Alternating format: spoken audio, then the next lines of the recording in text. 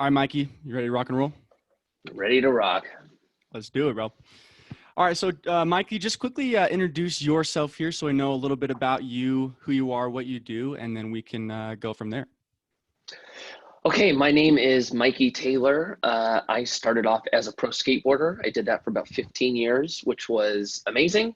My challenge, though, was my passion turned into my career, but my career wasn't long-lived. And so I had to figure out what life was going to look like after skateboarding. And for me, I picked the entrepreneurial journey of kind of starting my own companies.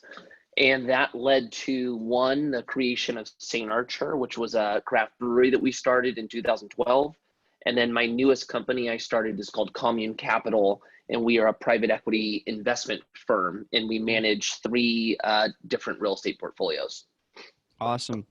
So throughout this interview, we're going to be diving deep into obviously all those things in depth. But to start out, I want to start a little bit with skateboarding, and then we move our way into the entrepreneurial side of it, how you got into that, what that looked like. So to start, before we do any of that, I want to ask just a random question so we get off on the right foot. Okay. So it does have to do with skateboarding, obviously, so it's applicable. While skating, what was the craziest thing that you saw in your career, either amateur, pro, just any situation that was the craziest you remember? So surreal. If you could just tell us that story, I think that it would be pretty enjoyable for us. Oh man, the most surreal moment for me was the first time I went to this guy Kareem Campbell's house. And if anybody played Tony Hawk Pro Skateboarder, you would know Kareem Campbell. For people who grew up skateboarding, he's one of the biggest legends. And we ended up getting sponsored. Me and three of my friends got sponsored by his company, which was City Stars, and he had a house in the valley. So I remember we got invited to go to his house, and we walk in, and it's me, my friend Justin, and my friend Paul, and we're like little kids, giddy, like, oh my god, we're at Kareem Campbell's house, right? And so he's like, what's up? We meet him, and then we sit on the couch, and we're frozen, not doing anything, right? Yeah. And Kareem's talking, there's people coming in and out. All of a sudden Kareem leaves the room for whatever reason. And my friend Justin's like, yo, look on the coffee table. And I'm like, what is it? And he had a check from Tony Hawk Pro Skateboarder, a residual check. Yeah. And it was just sitting on his couch. It was $80,000 or something like that. And we're like, $80,000. We thought that was pro skateboarding was the life, man. It was crazy. It was a little bit different than what we originally saw, but that was a pretty cool experience. Yeah. Oh my gosh. I can only imagine sitting there. How old were you at that time? I think I was 18. Oh, wow. Dang. So Mikey, just continuing with the skateboarding career, obviously, to start, I feel like it'd be most applicable to relate this to younger entrepreneurs, people that listen to this show. If we could start rather about obviously the techniques of skateboarding, what it takes to be a good skateboarder. I think that the stuff that it teaches you is something that can be applied to life and anything with progressing, because I've skated. I wouldn't say I'm anything great, but I can ride a bowl or two and drop in on a 2-foot drop maybe. So, but I do know that skating definitely is crazy hard to learn. You go through a lot, not just with your body, but obviously mentally you put in a lot of time, just like anything else. So for you, just, I guess to start this out, why don't you give us 2 of the things that you thought skating gave you that sets you up for where you are now, if anything. Tell us about the lessons that you learned. Okay. So it's interesting. Almost, 90% of, I think, the skill or discipline that was instilled in me to then succeed at business was all from skateboarding. So the first one being, skateboarding is so hard. It is so difficult. Oh my God. And so what happens is it takes, it took me 6 months of trying to learn how to ollie. That's the first trick you learn. That's when you jump and the board sticks with you, right? 6 months of trying it. And then I finally do it one time. And I'm like, oh my gosh, I just spent half the year, but I figured it out, right? Then the next trick that you figure out is a kickflip. Took me another 6 months. So it took me 2 years of trying every single day. And then I learned two tricks, right? And so you get to a point where oh, okay, well, it's got to just become easier as you get better, right? Fast forward to me performing at my highest level, as good as I could possibly be at skateboarding. 99.9% was me trying tricks.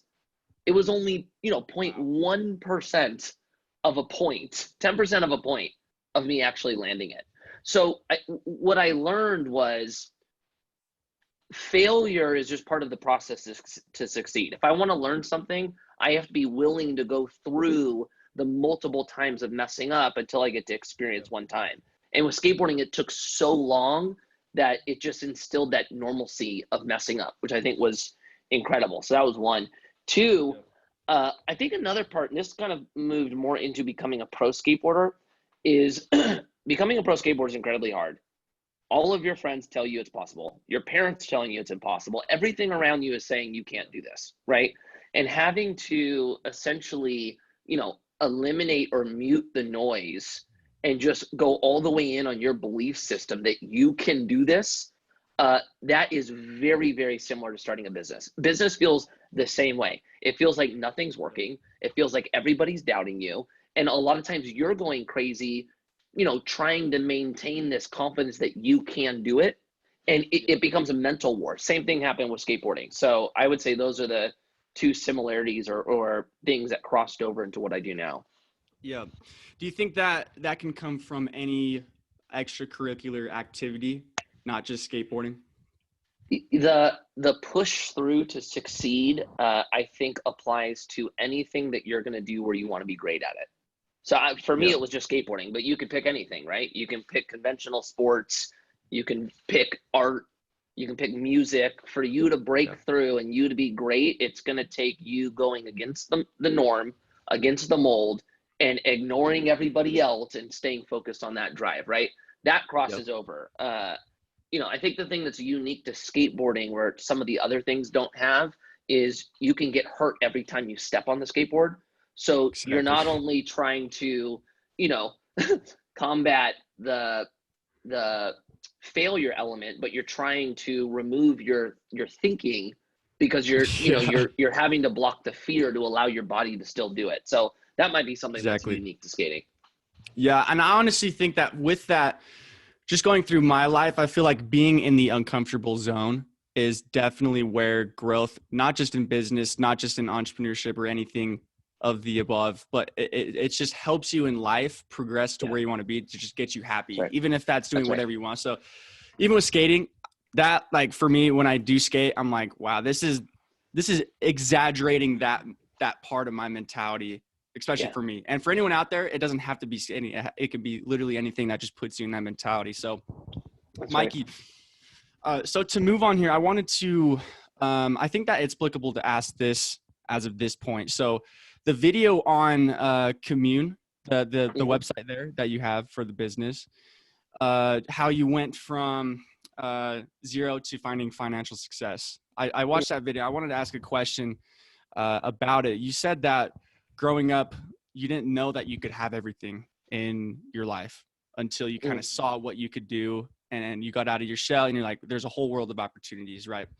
So with that, I feel like for people listening to this show in the same mentality, knowing what you have been through, what would you tell them to also do that you may have done to have them get in the same position? Is there anything that you would tell them to do to be able to get that way and overcome that mentality of obviously having that distilled in their mind? What would you tell them? I would say it's probably very similar to what you just touched on about comfort, right? Making sure we're always uncomfortable in reminding ourselves that we will our body, without our brain realizing it's happening, will always try to put ourselves towards comfort, right? But comfort is flatline. Comfort means you're not improving.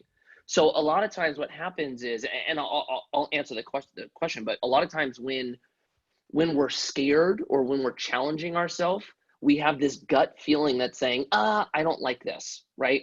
And we take that as, oh my gosh, I shouldn't be doing this. But what our gut is really telling us is this is new. We don't know how to do this yet, but this is a sign of improvement.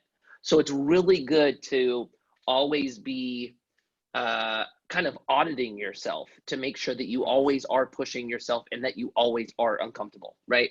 The part of the video that you're referring to was the realization that I had that we all set the bar based on what we think is possible.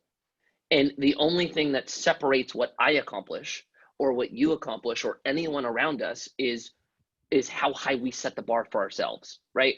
And so a lot of times, like when I was growing up, I didn't, when somebody was like super successful or doing really well, I just thought they were they were more equipped than me. They had a skill set that I didn't possess. And what I ended up learning was it was just all based on a belief system of what they thought they could do.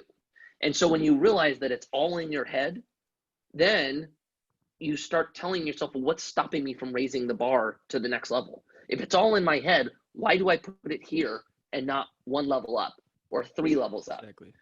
So really what it comes down to, I think, is when we're growing up, and this could be based on experience or something that our parents taught us or whatever, we build this idea of what is possible, why it's possible, and what that success limit is, right? That doesn't mean it's truth. That doesn't mean it's reality. It means that's what we put together in our head. So Exactly. for me, I had to actually learn how to rewire or change some of the beliefs that I had when I was young.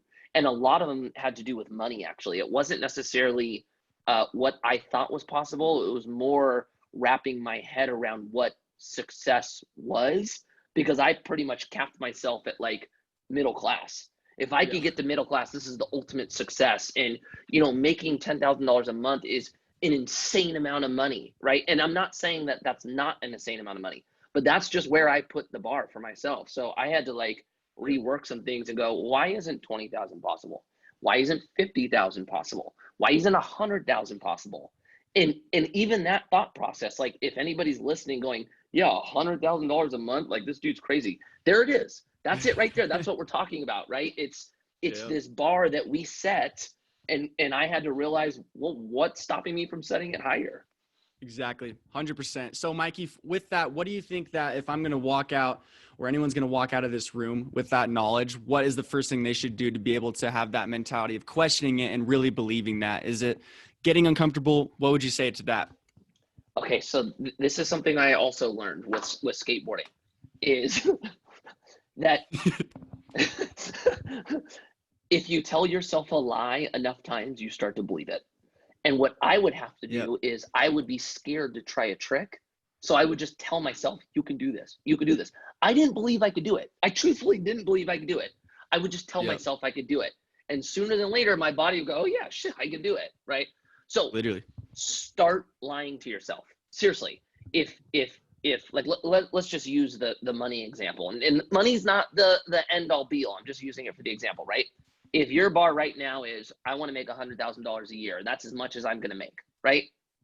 Tell yourself you want to make $1 million a year, and inside you're going to go, okay, sure, I'm going to tell myself I'll make $1 million.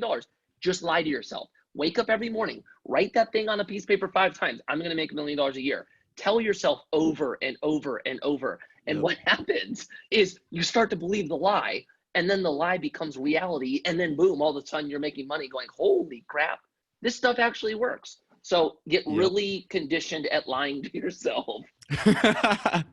I think that also with that is just consistency. Like keep on banging that door, keep on going, keep on, just never stop that. Like you can't ever stop. It's consistency. I've heard so much times on this show with entrepreneurs is patience, consistency will win the battle if you just stick with it. So tied along with that, I think it's perfect for anyone to implement right after obviously listening to that. So Mikey, to continue with the entrepreneurial journey though, I wanted to start obviously with square one so we can get off on the right foot, is just how you got into entrepreneurship after skateboarding. From what I know, you had a mentor when you were pro skating. I'm not really aware of the whole story, but you had the mentor when you were skating, and then you moved more towards him, working with him, just in an entrepreneurial space. So, adding on to that, what did you do to start in the entrepreneurial space? What did that look like for you? Okay, the first company that we started was St. Archer. And that was created because of my mentor, and he would basically always tell me things like, you need to invest in yourself. Your greatest return will always be when you invest in yourself, right? And I was like, okay, well, what does that mean? And so he would say, look, you need to put money into areas that will help you make more money. Put money into areas that will help your career go longer, more longevity in your career, right? And so when he started basically putting that in my mind, I was like, okay, cool. So one, I need to figure out what I can do to get my sponsors to pay me more. But if I'm going to talk about longevity, what I really need is to own the brands that I'm marketing, so that when I'm done skateboarding, everything that I built carries on. And so that was I need to start my own brands. Yeah. And so when we came up with the idea for St. Archer, me and my two partners didn't know business. We knew marketing. We knew how to resonate with an audience. We knew how to sell product because we were pro skateboarders. And the only thing that basically separated one board company from the other was the storytelling. It was all the same product, exactly. Right? So when we went to start it, we didn't know what to do. So we called my mentor. We're like, Randy, how do we do this? He's like, well, what are you guys going to do? We gave him our idea, and he was like, okay, where's your business plan? We were like, I don't know what that means. Do a business plan. So he helps us do a business plan, helps us with our financial models. We basically realize that we have to raise money to do it. He helps us basically create everything, and then also teaches us how to raise money. Basically, how to pitch an investment, the questions that investors are going to ask you, how you respond to ultimately build confidence that they trust, us, two skaters and a filmmaker in managing their money and then building out this vision. And that's basically how we started, was through him. And then once we started the business, there was so much learning that went into it for all of us. It was a crash course on how to run a business without having any real experience running a business, in a sense. And then that just kept moving into the next thing and the next thing. So from there, I've started about 9 companies from the point of St. Archer till now. Not all of them have been successful, but I've learned throughout the way. And then that ultimately left when my career ended, starting my new career, and this just being the sole focus of what I'm doing.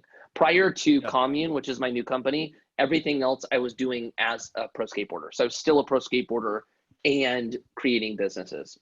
Yeah. So in the beginning, obviously, it sounds like the mentor was a huge factor, just getting things kicked off, knowing what path to take, what to focus on to make sure you're going to be successful there. So to get to the origins of the mentor and being able to have that, where would you recommend that someone in the same spot as you would go to look for a mentor? Say they're not a pro skater, they wouldn't have huge amounts of resources.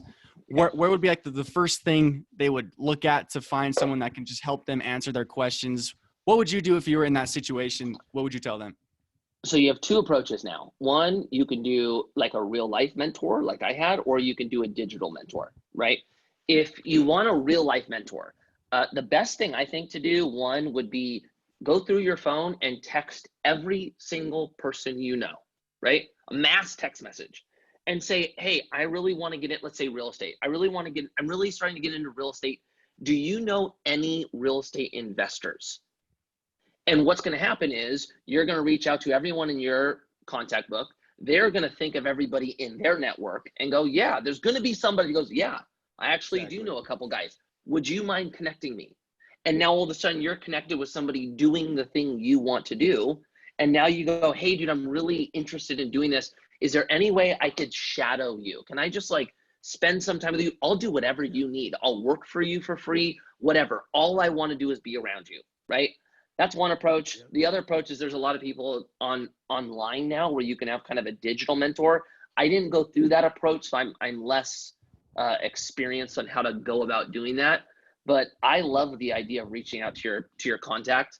If you're in if you want like real estate, for example, there's so many little meetups that happen now. There's real estate meetups that happen in every city, right? Get involved in them. Start going to the meetups, start meeting people, and start building relationships. And you're going to find somebody doing the thing that you want to do. And then that's ultimately the perfect mentor, right? Yeah, I feel like even with the first steps, like that might be the hardest thing. What I've realized is getting that initial step. it then exponentiates from everything I've heard, not just obviously with what you're saying, but you use those connections, you use what you found out there, and there's 2 roads, 3 roads that split off that you can take and explore, and then those split off more. That's So right. it's really just about that one first step is huge. So like, I can't even, I believe with you 100% there. So That's right. So Mikey, to continue with the story of your entrepreneurial journey in the beginning here, when you did start that company initially, the first company after your pro skateboarding career, or when you were still in it, what was the next huge step for you that you remember as a checkpoint where you said, I got a $10,000 check from an investor? Tell us that story of what you remember as being like, this is definitely a huge step for me, and I feel like I can actually do this. What was that? Okay. So we get everything in order to raise money, right? But Yeah. we don't have a business unless we raise the money. So we had basically 2 benchmarks, or we had 1 benchmark that we needed to cross to have a business. We had a goal of what we were trying to raise. So our first round, we raised about $2.5 million. We needed $1.5 million to do it at the smaller scale. 2.5 is how we wanted to do it, right? So I remember my partner Josh called me when we got the official $1.5 million in. He was like, dude, we're gonna have a business. We're gonna get a shot at this. Yeah. So that was like a kind of a big benchmark where we realized we were actually gonna get the opportunity to try to build this thing out. And then we ended up getting the full $2.5 million, which was awesome. So that was a huge benchmark for us. I think the next one would be us actually opening doors. And then the third one would be seeing our product in stores. That would probably be the evolution of like, damn. Okay, so Mikey, just so I understand, right, this was a skateboarding company. You guys sold boards and other accessories to skateboards. Is that correct? We did beer. We had a production craft brewery. Yeah. I do a skateboard company called Sovereign, but that came after St. Archer. Okay. So with the initial company, the beer that you had, right? When you did open doors, obviously it's a huge moment for sourcing. Like when someone walks in, is like, wow, this is a great thing. This is amazing. Like the branding, the design. To break it down, I guess, what did you do to find, you can give this in like a summary. You don't have to describe every little detail, but to like get the design, to get the distributors, the manufacturers of all this stuff, did it take a lot of work? Was there stuff that you did to obviously pursue it successfully? What could you tell us as an insider knowledge there that really helped you open the doors, get what you needed product wise and everything? Yeah. So I would say, yes, it was an insane amount of work because everything that goes into building something just to get it to launch is brutal. And then the second the doors open, now it becomes a whole new type of hard, right? But they're equally a lot of work. For us, it was kind of the spiral effect, actually. We got connected with, it all started with an artist or a graphic designer that was going to help us create the brand identity. And he was down in San Diego and he had a relationship with somebody who was a brewer. And then that basically connected us with who became our first head brewer. And then it connected us to who became our salesperson. And it was just like all these relationships started happening in the beginning. But I will say this, our original group of, how many was it? 8, I think there was 8 people when we started the company. By the end of the first year, all 8 of those people were gone. So wow. With your first one, and this is something that now has become easier as we've kind of done this longer and longer, is you're just trying to find anybody that's going to help you build this thing. But we went into an industry where we didn't have any real relationships. We didn't have a ton of experience. So we didn't really know who the great people were that we could even make an attempt at bringing into our team until we had already been in business for a year. So in the beginning, just know that there's going to be a lot of change that happens. And you're constantly going to be reworking what you thought the plan was going to be because it never goes according to plan. And then as you start getting into now your second company, third company, fourth company, you start building more and more relationships. And then it makes it easier to reach out to the team first, build the A team while you're building basically the creation of the company. And then you're able to hit the ground running with when it's time to launch. Does that make sense? Yeah, 100%. I think, again, it's just like exponentiating the factors of business. Like once you get down and dirty, you understand that there's a lot more you can work off of. than That's just right. ground zero. So That's right. That's right. So Mikey, I do want to get your opinion on this though. For the early stages of this company here, obviously you were looking for the right people to help you, and all you had really was your storytelling, your vision, and everything of that sort. So for you, did you feel like persuasion, sales, being able to communicate, tell a good story was a huge factor for you in the beginning, or was it not so much of a huge driving factor to success? How important was it for you in your journey? Everything. One of the largest factors, and my partner Josh, he has just this natural ability to paint a picture, to captivate you, and to get you in, right? God-given gift.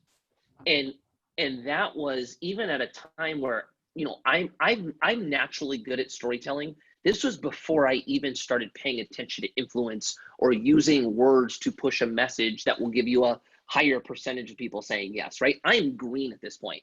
And I'm just watching him going, this is incredible. This is incredible, right? But you have to have that in the beginning, especially when it's your first company. Because remember, you are getting people on board based on the vision, right? You don't have anything in real life yet. So for people to get on board the mission, to get on board the journey, they have to fully get behind what it is that you're going to do. And if you can't communicate that in a way that gets people to go, I'm willing to take this risk, let's do this, then you're not ever going to get anybody to help you. And without help, business is really hard. Exactly. So kind of an applicable question here for people listening. When you say, obviously what you say, what could we do to learn that as of now, as of this moment? If we turn this episode off, this interview off, is there a book we should read? What is that thing that we should do if we're going to get up and act on it? Yeah. So one of the biggest books I read, and I need to, it sounds awful saying it, but it's actually really good. It's a book, it's called Influence by Robert Cialdini. And he's basically the godfather of persuasion, right? Yeah. And the reason I said I kind of hedged against it is you have to be careful with this book because it gives you basically skills that you can hone in to take advantage of people. That's where you have to be very careful of it, right? But the but to it is when it comes to marketing, right? Everything in marketing is how do you communicate a message so people get on board.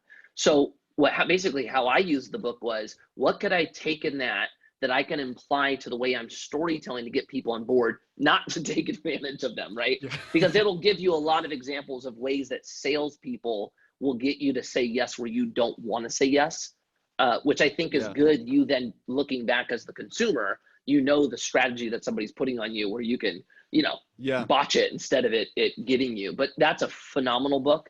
The other book is oh gosh, what's it called? I'm blanking on it. How to Win Friends and Influence People. That's right. How to Win Friends and Influence People. Phenomenal book as well. Cool. Yeah, I know that a lot of what I've heard is with this in particular, like we're saying with skateboarding, it's just kind of getting down and dirty and be like, okay, well, here's what I've learned. Now I need to just do it once and learn from that experience. And so I feel like along with that, you should definitely implement it as much as humanly possible and hit it consistently. So, well, so Mikey, I think too, something you just kind of touched on real quick, just to add to it, it's all about doing and perfecting, right? A lot of people just never make the first step. And then once they do make the first step, it doesn't go the way they want, and then they stop. Consistency and you continuing to drive forward is what brings success, right? And just know that you're going to learn and tweak. Like if you go back to like even with my newest company, the first pitch that we made on raising money, dude, it was a shit show. You know what I'm saying? Like even in the last 4 years, I've learned so much, right? So just know that you can't make improvement if you don't just put yourself in the position to fail, Yes, 100%. I think that people can't understand that enough. And that goes back to the fact where it's like, okay, well, you have to be comfortable with fear. You have to be comfortable with being uncomfortable. That's right. Because you can never get to that point if you never, ever get like the mentality of you just have to send it, quite honestly. That's right. And so That's right.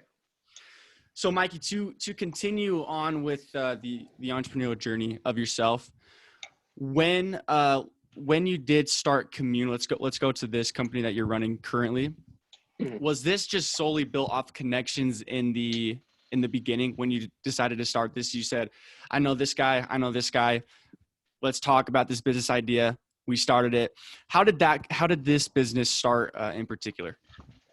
So this one was actually a little bit more challenging for me because I was moving into an industry that was completely foreign again, right? Where I went from selling product in an arena where action sports played a part, right? Even with beer, like our whole thing with beer was marketing this California lifestyle, right? And a lot of skaters drank beer. It seemed more fitting, even though we had to learn everything we did in the craft beer industry. Moving into the investment world, it was like brand new. Okay, like even my connections that I've built to this point, I don't even know how that applies into this world. So in the beginning, I created the business plan. I had a meeting with Randy to basically educate me on everything I didn't know in this world. I was like, Randy, this is what I want to do. This is my mission, vision, etc. What do I need to know about fund management? Who are the people that I need to bring in to help me build out this vision, right? And so he was like, well, look, dude, instead of me telling you who to go hire like we did with St. Archer, why don't we have a conversation about doing this together? We already offer what it is that you're going out to look for. So, dude, let's just do this together. So basically, long story short, we end up starting the company together. This was at the beginning of 2017. And so, you know what? In the beginning, I was like, okay, I'm starting over as far as relationships. Like, this is a world I don't know. Then what I was able to do is I started bringing people in from the skateboard industry, but in a different area than I originally thought. So, with real estate or with fund management, it's a lot of operation and analytic base, right? You're managing money, you're managing assets. But because of the brand component, there was a certain purpose that I wanted our content to fulfill. So I brought people from the skateboard industry in to be on the creative side to help me have a fresh outlook on real estate investing. Even though they didn't know anything about investing, anything about money, that was a way that I could bring people in that didn't. And then on the investing side, I had to make new relationships. That was a world that was completely foreign to me. Yeah. When you obviously jumped into this market where you were investing in real estate, to learn more, did you go to Google? Did you read books again to learn about the space to be able to do it correct? What did you do to just be able to learn that area? Dude, I was consuming as much information as I could get my hands on. It was like I was listening to 4 or 5 different podcasts. I was audibling my face off. Hitting up people that were in the industry. Hey, dude, can I spend the day with you? Asking questions. It was just, where can I get information? And I spent probably, let's see, when we started. So we started the company beginning of 17. We didn't go out and raise money until that summer. So I had 7 months of just basically, as we are getting the company prepared to launch, just absorbing information. And then also my partners were in the industry. My partners had been in real estate for over 30 years. So I had them to go, okay, dude, what is this? How does this work? I would learn something, call them. Hey, so I don't understand. Like something, for example, in real estate, there are so many cool tax incentives, right? Yeah. And I didn't understand why. Hey, dude, can you walk me through this like depreciation thing? And like, how can you like, what is this bonus depreciation? How does this work? How do I generate loss? Like, it was a whole new world, right? But I was able to basically learn it. And then if I had questions, ask people who were actually doing it to then fine tune it. And then all of a sudden I'm in it now, experiencing in real life.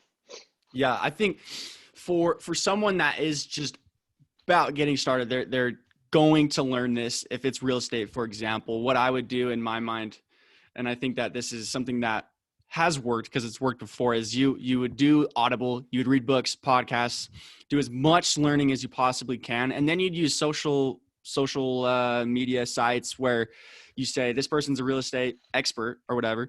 And I'd say, hey, I just have a couple of questions. Possibly I could just come shadow you. And then you ask questions of what you've learned, and then they teach you. It's just kind of like it's taking that next step when you meet up someone, and then you learn more about what they've done. And I think it's just, again, it exponentiates, like we mentioned before. And so I think that's a path that is applicable for anybody. So Mikey, I do want to digress from the entrepreneurial journey to ask this question, which kind of rewinds in the story.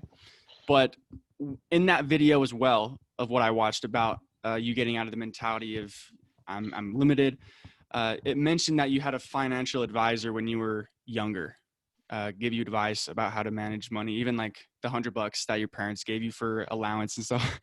Yeah. So for people that are younger, wanting to have financial freedom and they're interested, is a financial advisor something you'd recommend or require? What would you tell them to do if they're thinking about doing that? How do they do it properly? What should they do? Okay, so when it comes to succeeding with your finance, you have two options. You either hire the education or you educate yourself. Those are the only two options, right? I had a financial advisor because my path was skateboarding. And on top of that, my dad was paranoid or scared about me being a pro skateboarder. So he really wanted guidance to help me basically position myself through this journey, right? So I was in a position to be able to hire the help. Not everybody's in that position, because with a financial advisor, you pay them for their services, right? Yeah. So the rule of thumb is, until you get to the point of it making sense to hire the education, that is when you educate yourself, manage your own finances. It typically happens once you have about $25,000 of assets or money ready to deploy into investments. That's kind of where it makes sense to get an advisor. Then you can make the choice to get one or not. And it really comes down to a personality thing. Like, there's some people that want to manage their own money. There's other people that want help managing it. And then there's some that want like a hybrid role. And that's basically what happened for me. I had somebody come in, he managed my money, helped me build everything, but also taught me and educated me about money. And then I got to the point where I was like, wow, I really know how to do this, but still wanted the team built to help me manage that while I focused on what my passion was after skateboarding, which was creating business. Yeah, for sure. So Mikey, because we are coming up on time here, I do want to finish up with just a couple of questions.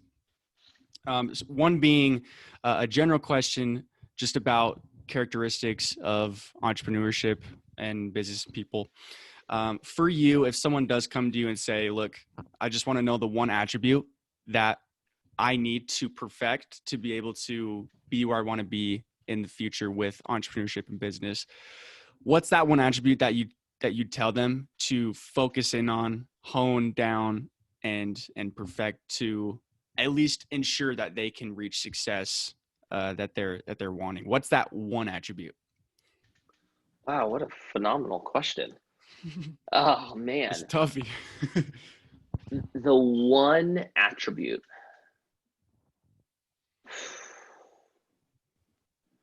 You have to,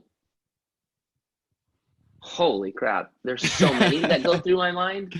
The one though, I would say you have to make sure that people trust you. You have to be somebody that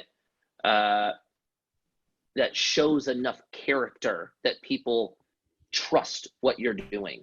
And without that, I don't think you're going to have any longevity in anything you do, business, relationships, life, anything. Yeah. I think you can tell me if I'm wrong here, but I feel like wealth comes from longevity and the value you give, rather than just making a lot of money off one product or capitalizing on something that's hot right now. That's longevity with what you know, what you can provide, and how you can leverage your money is way more important. Do you think that's true, or is there something you want to add to that? No, 100%. I think you just nailed it. 100%. Yeah. It's all reputation, right? It's building a reputation that people trust or people respect. Yeah, 100%. So Mikey, to finish off here, if you just want to give us any links or places to go to find you, we can say goodbye after that. Okay, you can find me on pretty much any social platform. It's just at Mikey Taylor. That's my TikTok, Instagram, LinkedIn, everything. And then if you want information on our company website is communecapital.com. And then on all the platforms, it's at Commune Capital. All right, guys, communecapital.com and then Mikey Taylor on just about every social platform. Go check him out. I'm sure that every social platform, especially TikTok. I haven't looked at any of your TikToks yet, but I know that they're probably super dope. So I got to go check that out. Look, I spend more time on TikTok than any platform. That gives There you we a go. heads up on. That's right. You have to. I mean, it's such a good thing for engagement. So I mean, why not leverage that? So yeah, that's right. All right, Mikey, thank you so much. I appreciate it again. It was awesome meeting you, and this was great. So Heck yeah, brother. Thank you. all right.